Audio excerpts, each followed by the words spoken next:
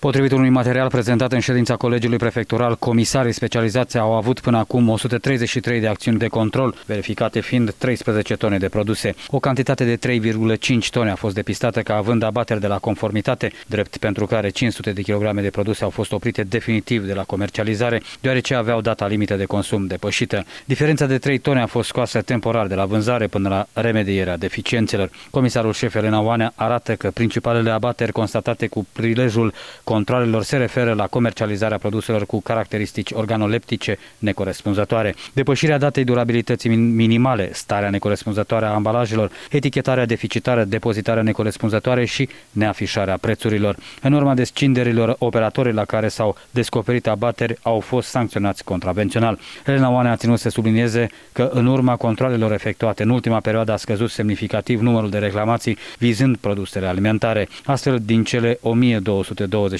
de reclamații înregistrate de la începutul anului la Comisariatul Județean pentru Protecția Consumatorului, Suceava, doar 6% vizează nereguli privind produsele alimentare.